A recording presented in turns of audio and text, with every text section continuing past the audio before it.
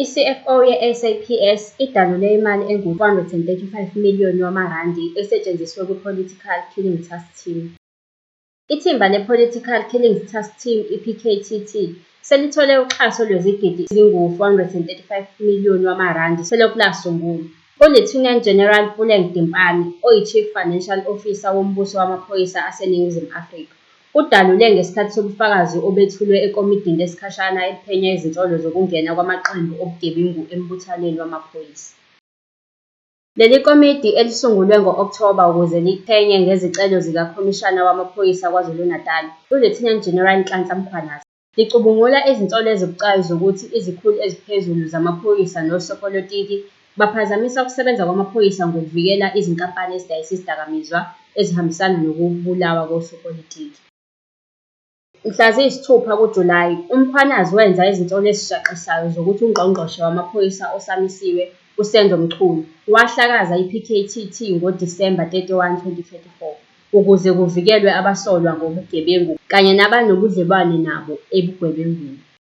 Evela phambi kwekomidi, u-Lieutenant General Dimpane uthe okwamanje i-SAPS isebenzisa amathimba akhethekile ayi-11 okuhlanganisa ne-PKTT. Lapho ecelwa umholi wobufakazi u-Advocate Lerato Zikalala ukuthi anikeze incazelo yokuthi izimali ze-PKTT zisetshenziswe kanjani eminyakeni eyehlukene yezimali, uDimpane wachaza wathi, izinto ezisetshenziswayo ezirekhodelwe amathimba ajutshiwe zikhomba izindleko eziqondile, ezalulekayo esizinikezela imali. Kusukela onyakeni wezimali unyaka ka-2018-2019 kuze kube uSepthemba walonyaka, izindleko ezinkulu ze-PKTT zibe yisikhathi esengeziwe, ukuhamba nokudla ikakhulukazi indawo yokuhlala, kusho yena. Amalungu avame ukuhambela ezifundazweni ezahlukene, hhayi lapho asebenzela khona ngakho kufanele siwanikeze indawo yokuhlala nokudla. Ukwengeza, umsebenzi wesikhathi esengeziwe uvamile, okwenza lezi zinto ezimbili zibonise ukukhula kakhulu kule minyaka. UDimpane uphinde waphawula ukuthi ezinye izindleko ezibekiwe ngaphansi kwezehlakalo noma ukuhamba ngendiza kwenzeka ngezikhathi ezithile lapho amalungu kudingeka ahambe ukuze enze umsebenzi. Ukwamukela ukushoda kwezindleko zesikhathi esengeziwe ezirekhodiwe zonyaka ka-2025-2026 kuze kube manje. Lokhu akusho ukuthi ithimba belingasebenzanga. Izicelo zabo zesikhathi esengeziwe zisacutshungulwa futhi izindleko zizobonakala ngokuhamba kwesikhathi. Ithimba liyaqhubeka nokusebenza, futhi nginesiqiniseko sokuthi lezo zindleko zisabuyekezwa njengamanje. Ecelwa ukuba acacise izindleko ezinkulu zokuhamba, uDimpane uchaze wathi, amathimba atshalwa ezifundeni ezahlukahlukene lapho izimo zidinga ukusingathwa khona.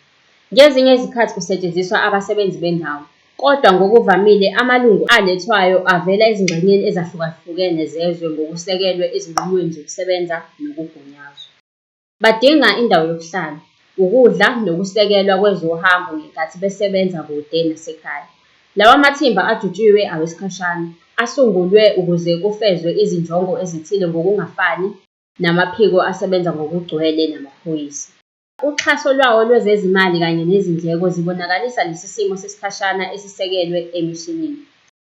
Mayelana nokuthi izindlela ezisetshenziswayo njengamanje zijwayelekile yini, uDimpane uthe, ukube lawa mathimba abengamalungu e-SAPS ahlala njalo, izindleko zendawo yokuhlala nokudla bezizoba phansi ngoba amalungu ebengahlala emakhaya awo. Wanezela wathi, izindleko zokuhamba zizovela ngezikhathi ezithile kuphela uma uphenyo ludinga ukuthuthela ngaphandle kwesiteshi sawo sokuqala. Ngakho-ke, kuyinto evamile ukuthi amathimba esikhashana abhekane nezindleko zokuhlala ezingaphezulu nezokuziphilisa.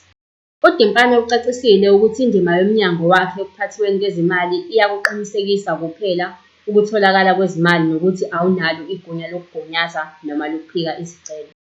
Lezo zinqumo zithathwa ubuholi obusebenzayo. Njenge-CFO, ngiyangenelela ngezikhathi ezithile uma kukhona ukukhathazeka ngokuphatheka kwezezimali. Ubufakazi bukaGeneral Dimpane kulindeleke ukuthi bunikeze imininingwane ebucayi yezezimali mayelana nezinselelo zenkohlakalo ngesikhathi sokulalelwa kwecala, ukuphawula okuyisinyathelo esibalulekile sokuqeda umthelela wamaqembu obugebengu emsebenzini wamaphoyisa aseNingizimu Afrika.